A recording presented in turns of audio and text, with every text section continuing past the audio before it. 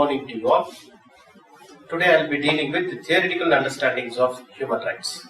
So the objective of this particular presentation is to conceptually analyze what is human right, to provide you with a brief account of historical evolution of human rights, to introduce to leading theoretical orientations that are surrounding human rights, discuss the source, substance and the justification of human rights, and also finally to present the controversies that are surrounding the nature and extent of human rights. So, what is human rights? What is the meaning of human rights? We have human rights simply because we are humans. These are equal rights and thus has exactly the same rights as every other human being. These are inalienable rights and that cannot be transferred from one person to the other. One cannot stop being a human being and hence it is intrinsic in nature. It has took birth along with the human being. Human rights being the birthright are therefore inherent in all the individuals irrespective of their caste, creed, religion, sex, nationality and so on. Human rights are also universal rights held by every human being everywhere throughout all the generations, throughout the human evolution. Human rights being a generic term embrace the civil rights, the civil liberties, social, economical and cultural rights. It is therefore difficult to give a precise definition of the term human rights. These rights are essential for all as they are concerned with their freedom and dignity and are conducive to physical, moral, social and spiritual welfare. Since the human rights provide suitable conditions for material and moral upliftment of the people, their importance, especially in contemporary world, is unquestionable. These are synonymously called as fundamental rights, basic rights, inherent rights, natural rights and birth rights often. Now, after examining what is the meaning of human rights in a broader framework, let us now focus what are the prominent characteristics of human rights. Human rights are universal in nature. These rights are internationally guaranteed and recognized. These are legally protected rights both internationally and also nationally. It protects the individuals and also the groups. It cannot be taken away as already mentioned. It applies equally to every human being. It is indivisible in nature. It obliges the states and the state actors to follow this particular human rights. Now let us at the basic understand what is the meaning of right before pondering more upon human rights. Rights can be understood as a claim or as a power bestowed to an individual in offered in analysis in the context of human rights. Now, right in this context has two important principles. One is moral, the other one is political, which reflects rectitude and entitlement, characteristically expressed in talk of something being right and wrong and something having a right. Denying you something that would be right for you to enjoy in a just world is very different from denying you something even in the same thing that you have right to enjoy. So Dworkin says that claims of rights ordinarily trump utility, social policy and other grounds of action, and you can do special things with this particular rights. Professor Lasky, he says rights as the essential conditions of social life without which no man can seek in general to be himself at his best. Now, what is the nature of human rights? It is a moral power. What is that moral power? Moral power is to hold. What to hold?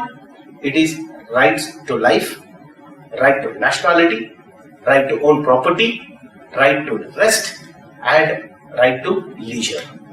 It is also a moral power to do certain things, right to marry, right to peaceful assembly, right to run for public office and right to education.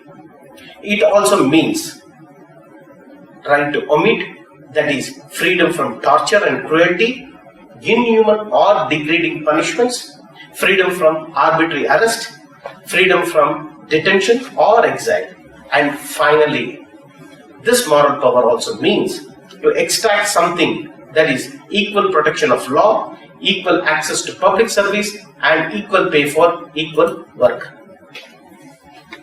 Thus, right consists of both negative right and positive right. What does this negative right means? State is not permitted to interfere in individual affairs. For example, like freedom of thought and expression, which is a capitalistic orientation. Now, we can also represent right in positive manner, that is called as positive right. It means that it is responsibility of the state in securing rights. For example, like providing universal education, healthcare facilities, and so on, which has socialistic in orientation. So, capitalistic and socialistic orientation are present in the idea of rights. Now, both the idea of rights, that is positive and negative, are present in welfare idea of rights, which includes the overall concept of human rights. This orientation signifies securing human rights against authority and oppression of the state. It is against absolutism. It is against totalitarianism. It is against despotism and, of course, tyranny. State here becomes a means to secure rights for individual who is the end in himself or herself. Based on this understanding and orientation of rights and human rights, let us trace the origin and evolution of ideas of human rights. Now, going back to tracing the idea of human rights. The concept of universal brotherhood and fraternity of mankind, coupled with a sense of compassion towards one's fellow man, has its origin in several beliefs, both before and after Christ. Human rights were recognized as natural rights of man very early, as illustrated by Greek play Antigone.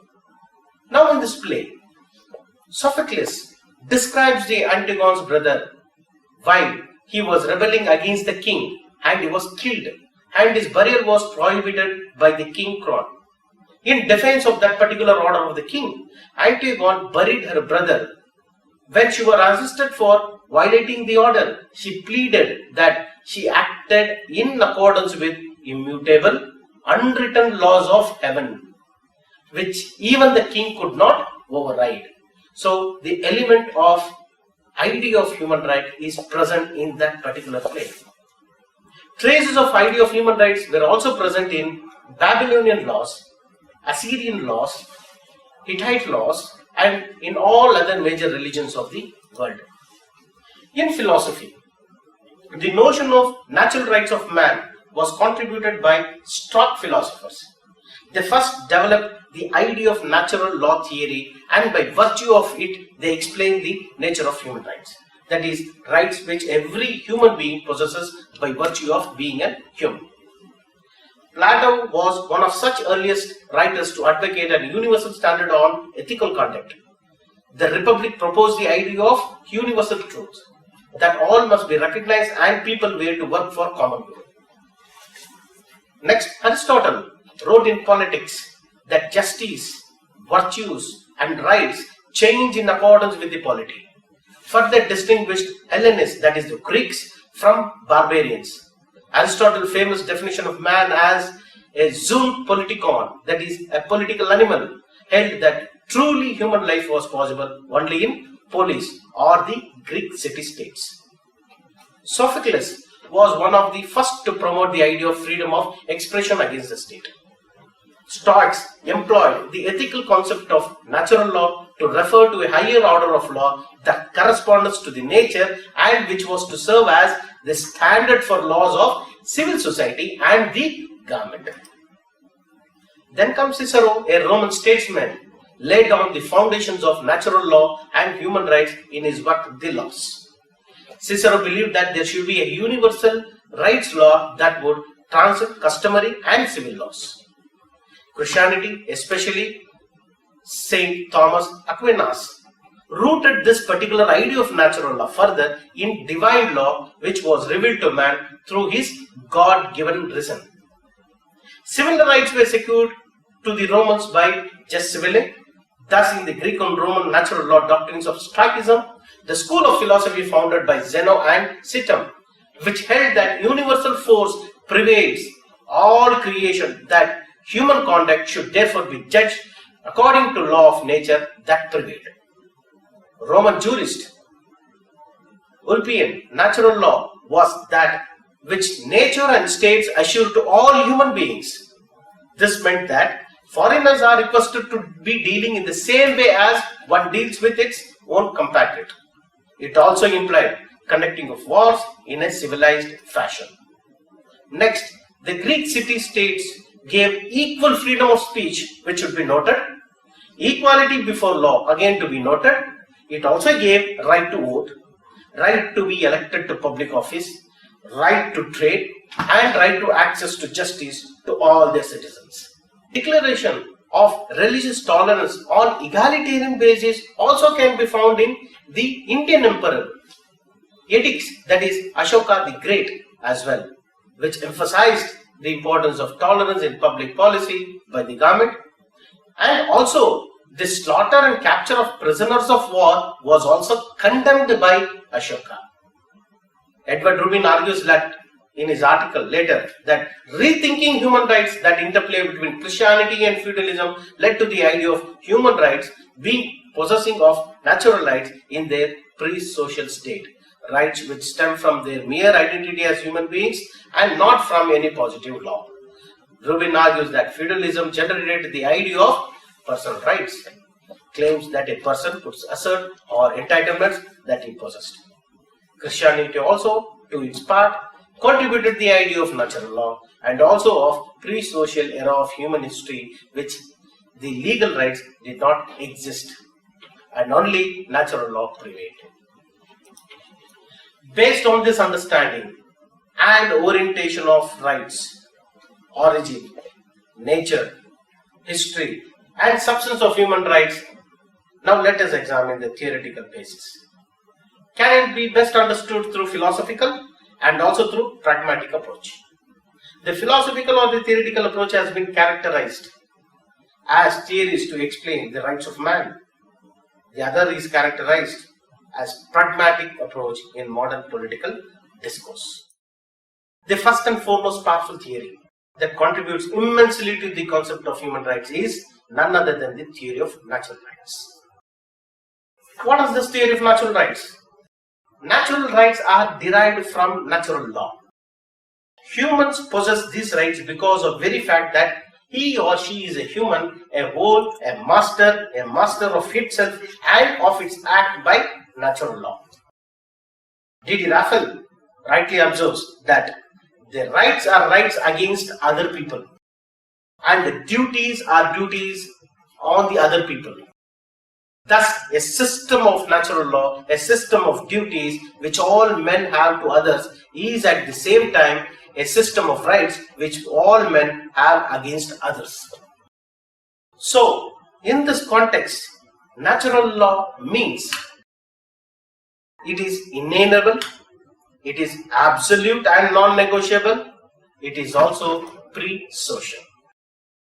The contractual nature gives strong basis on which natural rights are promoted and protected, namely Hobbes, Locke and Rousseau. Rawls is being closely associated with the natural right ideas also. Likewise, simply he assumes that they exist. Human rights are absent from traditions of Western moral theory among deontologistic theories, or it might be even teleological theories, which are alike. Rousseau, in his Political Rights and Ownership of Property, also enunciates the idea of contractual basis of human rights. Kant, categorical duties under moral law, that is, right in the sense of rectitude. The discussion revolves around the rights of individuals, considered as human beings, considered as subjects, and citizens, roughly what we would consider human rights today.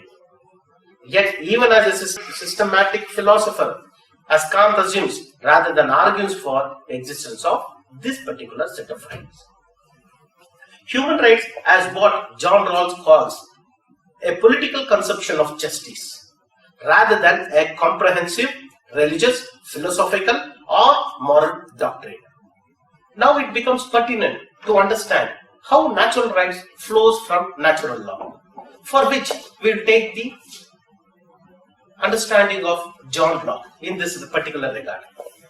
John Locke says natural law prescribes conduct which are independent of conventions of mankind. So there could be a possible debate. What is that? How could natural law be against social convention and practice? Nevertheless, they prescribe conduct, natural laws. Natural laws are based on law of reason. Natural laws are based on law of God. Of course, this also might be dependent on compatibility with the reason, that is law of reason at the second instance. Natural laws are also universal, which applies to all persons at all time. So automatically this particular natural laws provide room for natural rights.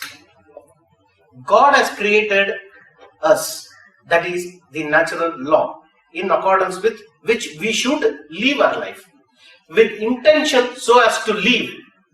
So what is that intention so as to live? Now it is pertinent to understand how natural rights are derived from natural law. God created natural law with intention so as natural rights can be driven out of this particular natural law. Like the painter creates an album to exist. Now, if the painter has created an album, like God has created human beings, and human beings should function in accordance with natural law, and to function in accordance with the natural law, human beings need certain set of rights which are called as natural rights. So, natural rights eminently get their origin or source only from natural law. So, this natural law cannot be taken away by any man or institution or by group or by state. So, even the painting which is created by the painter cannot destroy itself. Even the human being who is creation of God cannot destroy himself or herself. So, there is no right to commit suicide. Corollary to above, even the government has no right to kill the people. So, natural rights is limited, self-ownership, that is, every man has a property in his own person, like life is a lease in individual and only God can terminate it. So, natural rights are inalienable rights and are not transferable from person to person. From state of nature, protection of natural rights were transferred to government because of state of inconveniences. So, people were not able to protect their own natural rights in state of nature, namely, according to law, right to life, right to liberty, and right to property. Since there existed state of inconveniences as per Locke understanding, there would be no impartial authority to judge what is right or wrong in state of nature. Then, justice rendered for violators of law in state of nature may be biased because it is done by people themselves and there is no third party to settle the dispute. So, people enter into contract to form a government so that that particular government can protect the natural rights of the people, namely right to life, liberty and property. And in case of any dispute after formation of government, the government can settle the dispute because it is a third party and the only objective of government is to protect all the natural rights of the people which they enjoyed in state of nature. So, it provides idea of limited government, natural law and natural rights. So now, we'll try to understand what is the contribution made by natural rights theorists. They made us to understand what is the purpose that this particular natural rights serve human life. Secondly, they also highlighted the importance of life, liberty and property that existed in individual as a natural right according to law in pre-social era. Then McCloskey states human beings are rational, autonomous, emotional, imaginative and creative and shows human rights are self-evident according to contextualist. Finney also says as an attribute of rationally acquired knowledge. Then Gilbert, he says acceptance of morally and intellectually conscious people are human rights. Then we'll shift to the next important theory, that is legal theory of human rights. Now, what does this theory contribute? It says rights emerge from the state. These rights are recognized by the states. There is no absolutism of any rights. And it also states there is no inherent right of man, that is in terms of interpretation of natural rights of human rights. These are relative to law of land and vary as per time and space. This theory extended that these rights can be recognized by the state only for its enforcement, and if state cannot recognize it, it cannot be enforced. So the birth and death of right depends upon the whims and fancies of the state. Being a natural rights theorist also can be in some context considered to be a proponent of legal rights. Now, in what context he could be considered? He says right to self-preservation is transferred to absolute monarch and maintained better by state than by man in his absolute monarchy. Then further he says that there is no right against the state in absolute monarchy. So this is after formation of state, that is after creation of the state, that is after signing the contract. Now we have Bentham, and another prominent legal rights theorist. He belongs to positivist school of law. He says rights are creatures of law. Bentham famously described, that is, natural rights are nonsense upon slicks, devoid of reasoning, and these are unintelligible. He further said, a right is a legal expectation of performance of a legal duty intended to benefit the bearer, since the right bearer is beneficiary of an obligation under the system of law. So he is a strong critic of natural rights theorist. And sometimes he says human rights language is a terrorist language which gives spirit of resistance to all the laws, government, leading to chaos. And one of the prominent critics of this particular legal rights theory is this, that is, source of individual personality is completely lacking in legalistic orientation of rights. This is according to Ernest Barker. So what is the overall contribution made by legal theory of rights? Lasky says rights are identified with the conception of justice which the state upholds, and mere factual position nevertheless add elements of human value until and unless it is upheld by the state. So human rights should be upheld by the state and it should be recognized by the state so that it could be better enforced with. This is the perception of John Rawls. Now coming to the third important theory of rights, that is historical theory of rights. It argues rights are product of custom and rights have evolutionary change and deprecated revolution for centuries together. Edmund Burke says that the revolution that occurred in British, which is bloodless revolution, is very prominent than the French Revolution, which was the bloodiest revolution, and he criticized that particular revolution. He glorified 1688 revolution because it flowed from the customary rights of Magna Carta. Then subsequently hailed Petition of Rights 1628, etc., which are product of historical evolution, not of revolution. He also eulogized the constitutional history of the Great Britain.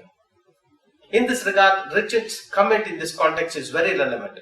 He says that those rights which people think they ought to have are just those rights which they have been accustomed to have, or which they have a tradition in that particular rights, whatever true or false it might be, of having once possessed. Custom is a primitive law. So there is a contribution made by this particular historical theory of rights to human rights. What is that? State cannot create rights on its own until and unless it has sanctions of the customs and traditions of a particular political society. We can't have or follow natural, abstract, natural rights until and unless it is accepted by the society at large. Then finally, rights have their origin or source only from usage and customs, without which we cannot have this particular human rights. Then we have prominently the fourth theory of rights, that is social welfare theory of rights, speaking about human rights. It is also known as social expediency theory. The advocates of this theory are of the opinion that law, customs and natural rights all are conditioned by social expediency. And Professor Lasky is one of prominent theoretician who belongs to this particular category also. As already we have mentioned that according to him, rights are those essential conditions of social life without which no man can seek in general to be best at himself. And Cooley, also a prominent social welfare theorist, says individual as a social creature. So what is the contribution made by this particular group of theorists, social welfare theorists? They relate this particular human right largely to the idea of social justice. And human rights should be socially relevant, and social expediency, of course, should be decided by the society. But in practice, it might be decided by majoritarian or elite, which is a debatable one. Then, this social welfare theory also stresses the importance of balance of interest, taking into account all the interest of various groups that are present in a political society. Of course, it might serve, maybe yes or no, the ills of capitalism to a large extent if this particular social welfare theorist idea of human rights is propagated. Then finally the fifth one, that is idealistic theory of rights, which contributes to idea of human rights. This idealistic theory of rights is also known as personality theory of rights. This theory insists on inner developments of man, on the development of his full potentiality. Hence it treats rights of personality as a supreme and absolute right. According to this theory, all the other rights have been denied from right to personality and are conditioned by it. So natural rights are intrinsic by nature in some sense according to idealistic theory of rights. Now we shift to the next orientation, understanding of the theoretical base of rights. Already we saw 5 important theoretical basis of human rights. Now we'll see what is the pragmatic approach to study or understand human rights. Now what is pragmatic approach? Besides philosophical and theoretical approach, another way to look at meaning and nature of human rights is pragmatism. Of course, may not be theorized perfectly like the theorist. Every right, whether perceived as inalienable or otherwise, can have validity and effectiveness only through some process or institution. Thus, it cannot be defined without reference to some institutional structure, as a room cannot be defined without reference to the walls. So, human rights cannot be defined without reference to institutional settings. Therefore, it is important that there exists an internally agreed upon catalogue of human rights, which should be minimal, definitional guide to understand the essence of human rights and fundamental freedoms. So, institutions are at most necessary for protecting and promoting human rights. These are prominent theories, approaches that contribute to understanding of human rights along with pragmatic approach. Now, what is the modern understanding of human rights? Broad sources are Western orientation on history, socialist orientation on economy, religious orientation on morality. Clubbing all these 3 important subjects, paradigms, provide us with modern understanding of human rights. So now, what is the Western view of human rights? Human rights in West do not enjoy a permanent position of their own. There is no eternal source, criteria of cosmic order. Sources are either imaginary or like the habeas corpus, Magna Carta, etc. The French Charter of Human Rights and the 10 amendments to the American Constitution are documents of regional nature and are the product of peculiar political and economical conditions exist in Britain, France, America, etc. These are concept of fundamental rights has developed along with human consciousness. So, there are agreements during the protracted struggle between people and kings or the other rulers for division of power, the decision of parliament, the chartered declarations and theories put up by political scholars overall contribute to Western view. Of course, fundamental rights today we are not this till yesterday until Constitution has recognized it. So everything orients towards this particular view of human rights to the Western society. Now, what is the nature of human rights according to them? Human rights are against the state. These are rights given higher position than the common laws framed by the state. These have been incorporated into their constitutions as fundamental rights, majority of them. The legislative powers of the state are limited and the judiciary is entrusted with enforcement of fundamental rights. Often rights are treated to be as freedom, which is understood as follows. How? Human rights as freedom. Hobbes defined rights as absence of non-intervention. Kant stated liberty as right to one's autonomy to choose based on preferences. And again, he stated recognizes capacity for intelligence and creative exercise of rights. And freedom as right, again a precondition for moral thinking. Then H.L.A. Hart, he said, if there is one natural right, then it is right of all people to be free. Morality is achieved through freedom and choice. Then finally H.L.A. Hart stated that right promote human interest in freedom and acknowledged unborn and animal also enjoy rights in absence of autonomy. Finally, Rawls also interpreted human rights as freedom. He said rights as civil liberties to be primary good that rational, moral individual regarded for a just society. Now we'll shift to the second understanding of human rights. Socialist view of human rights. According to Karl Marx and Lenin, fundamental rights is the product of dialectical process of history. And these are not being conferred by man by nature, like natural law theorists speak. Finally, it come to an end in the communist classless society. That is the sixth stage of historical evolution of human history according to Karl Marx. Then rights help the bourgeoisie class in overthrowing the feudal society and establishing a capitalist society. That is transition from this third stage to the fourth stage. Then finally, proletariat used this particular idea of human rights as a weapon in their class struggle against the capitalist. Now under the socialist order also, that is the fifth stage, these rights protect the interest of toiling people, and finally for the sake of freedom and equality, human rights will be cancelled under the rule of communism because the state will gradually wither away.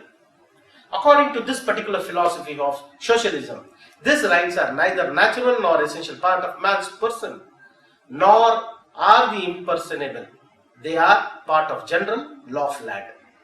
This socialist view says man is sum total of stomach and matter, and liberating himself from economic struggle is his only goal in his life. Countries guarantee only these material rights and do not recognize any other right based on moral value and natural value. So human rights are creation of historical process of evolution of mankind.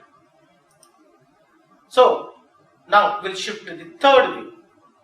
The first view is Western orientation, the second view is socialist orientation, now the third one is from religious view of human rights. Religions have humanistic perspective that support human rights despite the differences in contents. All the major religions of the world have some set of human rights. They originate in ideas of mercy, kindness, pity on human beings in various scriptures. Yajurveda, hymn number 36 to 37 says, O Lord, let my eye view be firm in that order that all creatures may look at me by friendly sight. In the same way also may see all creatures with friendly sight, and all of us creatures may see others in a friendly view. The Bible, Paul formulated his doctrine of equality in the following words. There is no such thing as Jew and Greek, slave and freedom, male and female. For you all are one person in Jesus Christ. The Buddhist doctrine of non-violence is indeed and thought is a humanitarian doctrine par excellence dating back to 3rd BC. Similarly, Judaism, Zoroastrianism, Jainism and Sikhism have preached and upheld similar doctrines of human rights. Islam, the divine religion in its origin, lays iron foundation and has found a pride of place in theocracy of all ages. The Islamic practices strengthen the concept of human rights being granted by Allah Himself. According to the historian John Esposito, Prophet Muhammad condemned female infanticide, exploitation of the poor, usury, murder, false contracts and theft. He also incorporated Arabic and Mosaic laws and customs of time into his divine revelations. The constitutions of Medina, Charter of Medina, established the security of community, freedom of religion, security of women. One could advocate the hypothesis that no religion, ideology, ism advocated the inhuman treatment meted out to members of society and basic source of human rights in all times and at all ages is religion itself. Based on this 3 orientations of human rights, Western, Socialist and religion. Putting all these 3 orientations of human rights together, we have the modern conception of human rights. Now, to understand and to begin with, we need to ponder upon the origin. The origin is Magna Carta, which was signed in 1215 AD. Magna Carta enjoys the status of a milestone in the history of human rights. King John the Tyrant signed this charter, also issued in 1216, 1217 and 1325 after being amended and modified subsequently. The expression fundamental rights of man was stated in the Declaration of 20th century, named for what has been traditionally known as natural rights or rights of man. It was first used by Thomas Paine in the English translation of French Declaration of Rights of Man and Citizen. The phrase the rights of man was found unsuitable as it was not universally understood to include the rights of women. The Statute of Calais 1264 gave privileges to Jewish community in Kingdom of Poland. Then 1525 in Germany, the peasants put their 12 articles, that is demands towards Swabian League in German Peasants' War. Then that identifies important medieval and Renaissance precursors. The English Civil War provoked a wide range of assertions of equal natural rights, including proto-socialist claims by Winstanley and Diggers on behalf of poor oppressed people of England. In high theory, the natural rights featured prominently in Grotius, Selden, writings of Hobbes and Pufendorf. Locke's Second Treatise of Civil Government 1689 put equal and inalienable rights as the center of prominent and influential political theory. The English Bill of Rights 1689 gave prominence to ancient rights and liberties and the powers and prerogatives of Parliament. Later, Declaration of Independence of 13 United States of America in 1776. Then, Virginia Declaration of Rights affirmed that all men are by nature equally free and independent and have certain inherent rights. The Constitution of United States of America in 1778 with amendments in 1789, 1865, 1869 and 1919 specified a number of rights of man. The French Declaration of Rights of Man and the Citizens 1789 etc. led other European countries also to include the provisions in their laws for protection of human rights. The women's rights movement also were started in many countries. In India, Mahatma Gandhi movement to free the natives and Dr. Bhimrao Ambedkar's movement of liberation of depressed classes within Hindu community are also noteworthy in this particular context of human rights. The establishment of International Committee of Red Cross in 1864, Labour Code and first of Geneva Conventions in 1864 laid down the foundations of international humanitarian laws. With this, I sum up the modern conception of human rights. Next, interesting question is how these human rights came to be recognized in international law. So, internationalization of human rights.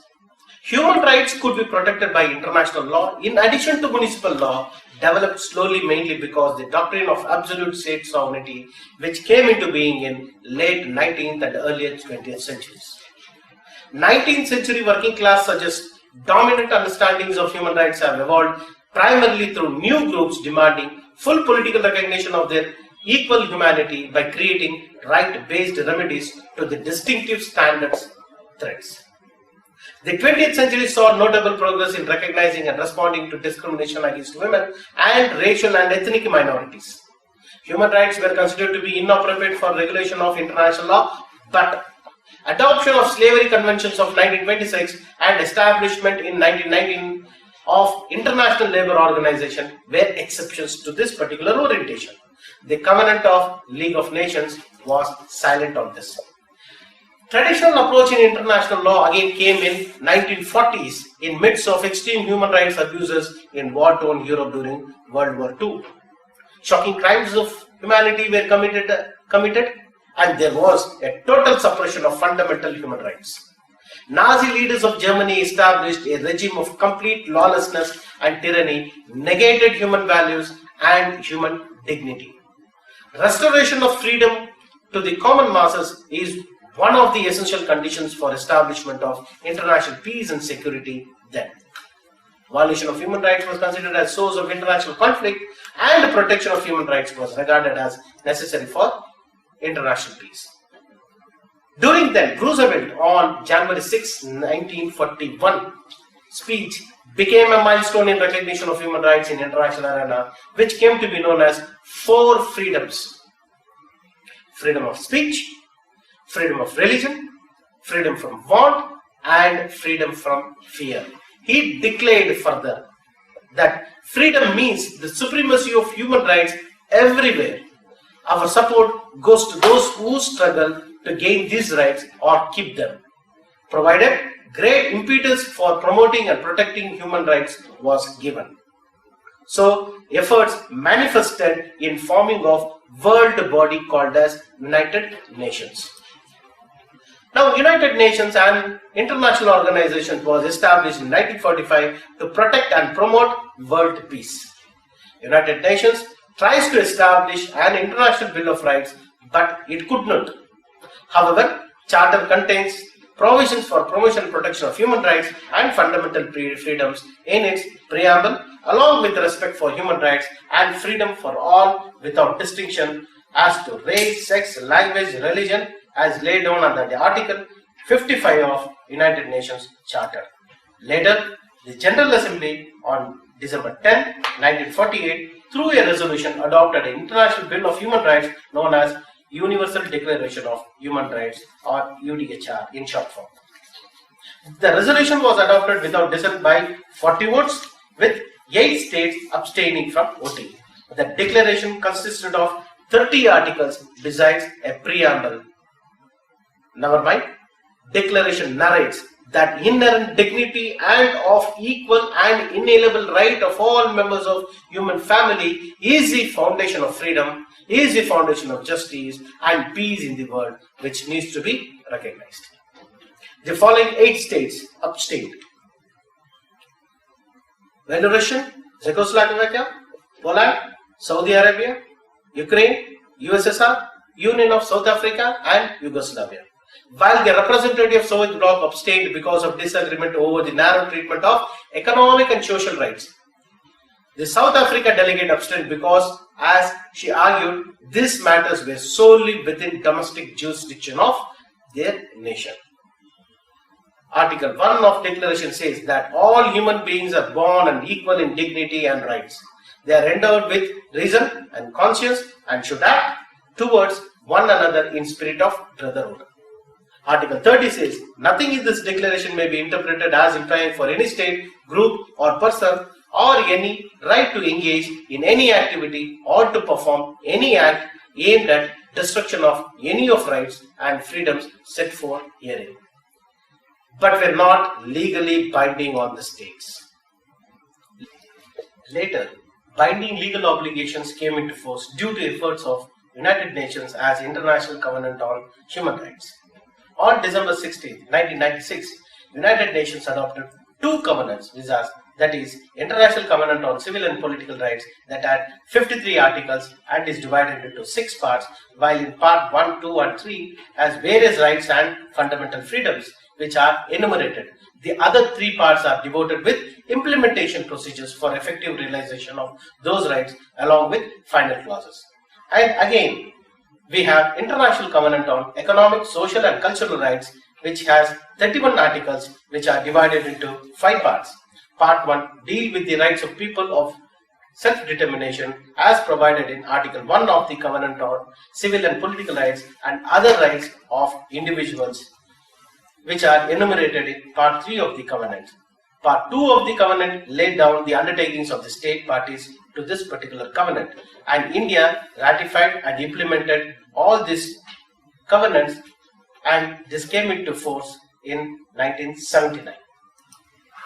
Some of prominent examples of civil rights and political rights. For example, like right to life, belief in own religion, right to opinion, right to freedom of speech, right to non-discrimination according to sex, right to marriage, right to have equality in terms of race, right to cultural background. Then, political rights include right to vote in elections, freely form or join political parties, live in an independent country, stand for public office, and freely disagree with views and policies of political leaders. So now, some prominent examples of economic rights. Right to job, right to work without exploitation, right to fair wage, right to safe working conditions, right to form trade unions, right to have adequate food, and protection against unfair labor practices. Some examples of social rights: right to housing, right to education, right to health services, right to recreation facilities, right to clean environment, right to social security.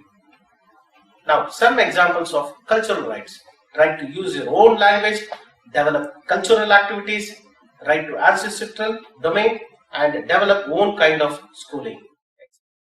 Taking note of human rights, Karel Vasak has categorized the human rights into 3 generations of rights, taking prominently from French slogan, liberty, equality, and fraternity. Now he said there are 3 generations of rights. One is generation which relates to civil and political rights, which deals with the right to life and political participation.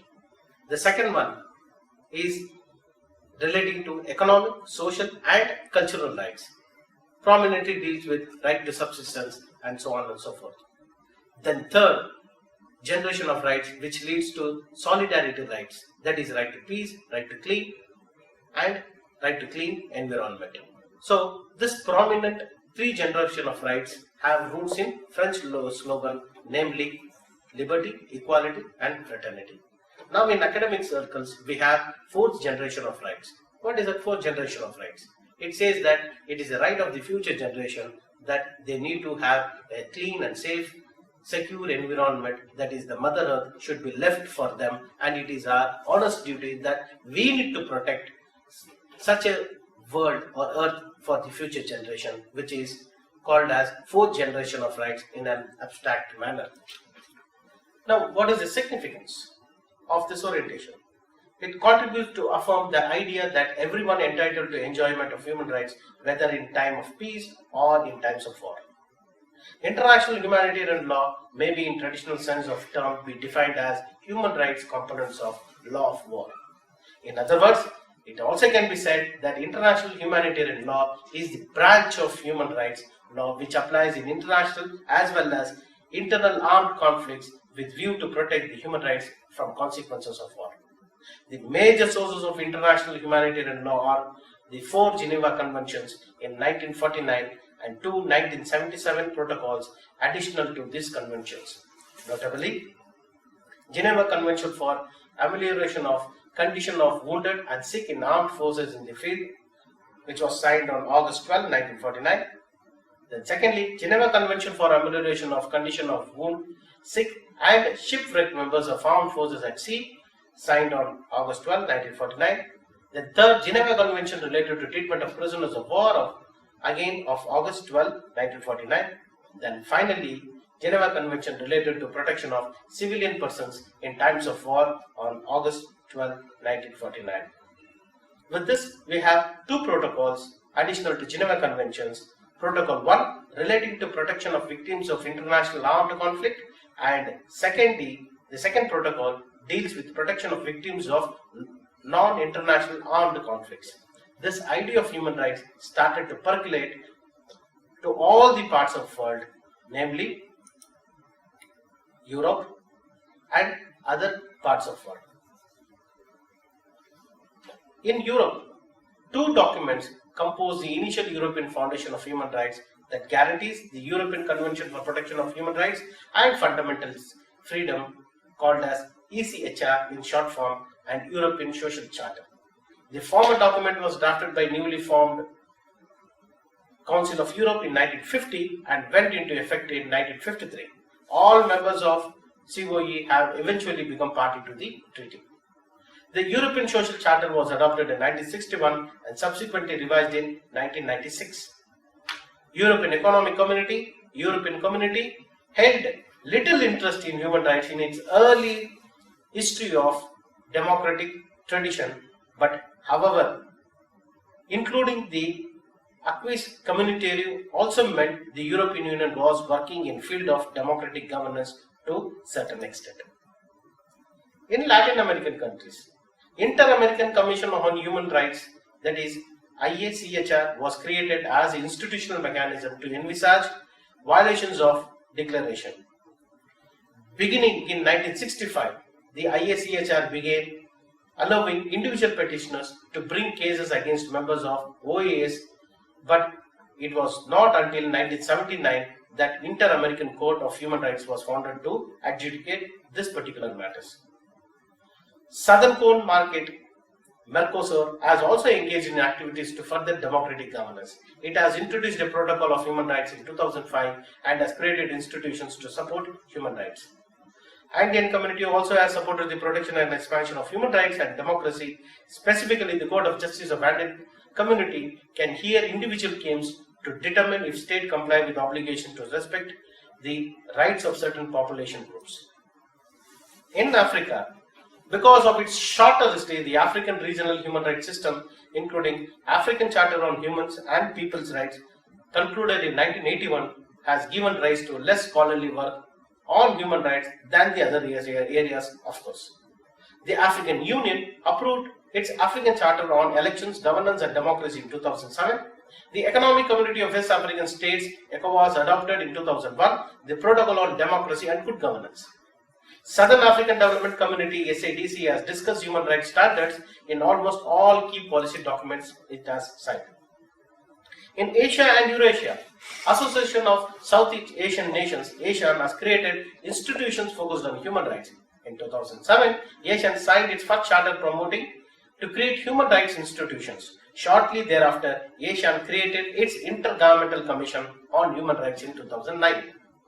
Asian Commission for Promotion and Protection of Rights of Women and Children, ACWC, it also realized the Asian Human Rights Declaration in 2012. Commonwealth of Independent States, CIS, has adopted much of language of promoting democratic governance. Now, the Middle East, also the Arab League began dealing with human rights issues in 1960s. Its Arab Charter on Human Rights did not enter into full force until 2008. Moreover, the League's Arab Human Rights Committee has only a limited mandate. Arab Charter is considered by several human rights groups to be unacceptable because it allows physical punishment in cases of violation of Sharia and equates Zoroastrianism with racism. By late 1970s and 1980s, the language of human rights had been reintroduced in most of the political projects. With the collapse of party-state socialism in Central and East Europe and of developmental dictatorship and national security states in non-liberal third world, a loosely liberal democratic version of human rights has become hegemonic. Hence, it has given rise to certain controversies. There are three important controversies which it has given rise. The first controversy is this: universalism versus relativism. David Kennedy arguments that challenge the universality and individualism of human rights. Non-Western societies have indigenous conception of human rights that differ substantially from Western understanding. Asamoram Legacy argues that distributive justice in economic and political spheres is the cardinal ethical principle that is shared most by Africans. Justice, however, involves much more than respecting rights, and the rights recognized in traditional African societies were rooted in social status rather than in shared humanity. Then, individuals possessing certain obligations towards God, fellow humans and nature, all of which are defined by Sharia. When individuals meet this obligation, they acquire certain rights and freedoms which are again prescribed by Sharia. The view of society as an organic whole whose collective rights prevail over the individual. The idea that man exists for state rather than vice versa, and that rights, rather than having any absolute value derived from state, have been the themes prevailing in old as well as in new China. Human rights are neither tied to a particular culture nor incompatible with any egalitarian culture. Feminists also often present a more structural version of such arguments. Human rights are gender specific. Now, shifting to the second controversy, individualism vis-a-vis groups. Many critics have charged that human rights rest on vision of the isolated, lone individual afraid of other individuals or humans. In fact, however, many international recognized human rights, for example, to freedom of association, to marrying and founding a family, to organizing and bargaining collectively, to freedom of religion, and to participate in cultural life, have a primary social dimension, which is against the individual.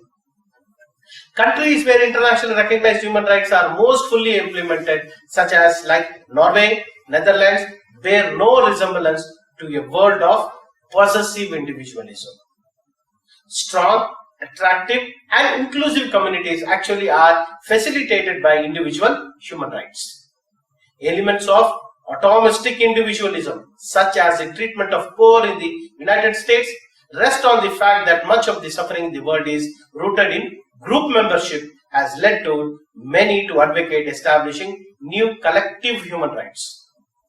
The most powerful argument for such rights appeal to combination of protective grounds, rooted in a history of collective suffering, and expressive grounds, based on the contribution of group to the meaning of lives of its members. Consider, for example, women almost everywhere and African Americans in United Nations. Group rights that no one can exercise are largely an empty form. Phillips claims that group rights based on race and ethnicity are necessary because of the often genocidal policies of majority groups against the indigenous people, whose way of life is fragile, under attack, and fundamentally incompatible with the mainstream legal and social institutions. Now, the third controversy relates to rights, justice, and politics. And within this framework, what is the controversy surrounding human rights? The rights of the individual is drawing attention away from, although without denying, the legitimate interests and claims of states, societies, and families. Human rights also deflect attention from duties, responsibilities, and other individual and social interests and values. Human rights are not a complete vision of social justice or human emancipation. Thirdly, different moral, ethical, legal, and political practices appropriately play different roles in well-ordered society. In practice, however, human rights today often squeeze out rather than complement other concepts, languages, and practices. Fourthly, the ways human rights are implemented often have socially and morally perverse unintended consequences. Example, traditional families highly are oppressive in nature, need to liberate countless individuals, especially women, from the tyranny of family until equality and autonomy of women is assured. Potentially harming not only groups and society but individuals and their rights. Human rights are not considerations overriding all other considerations.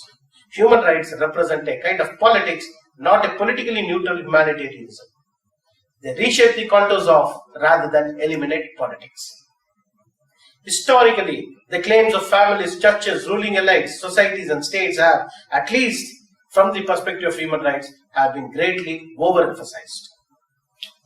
Ignatieff calls human rights idolatry, treating them as above all and end all above politics. David Kennedy calls the dark sides of virtue the undesirable, unintended consequence of an excessively enthusiastic pursuit of human rights. So, by way of conclusion, we can say human beings are rational beings, and by virtue of their being human, possess certain basic and inalienable rights which are commonly known as human rights. Embrace civil rights, civil liberties, social rights, economic rights, and cultural rights. Human rights, being the birthright, are therefore inherent in all individuals, irrespective of their caste, creed, religion, sex, and nationality. These rights are essential for all individuals as they are concerned with their freedom and dignity and are conducive to physical, moral, social, and spiritual welfare. Though central to international law is poorly understood, the idea of human rights, there is no agreement in its meaning, nature, and content. But the validity of human rights cannot be negated.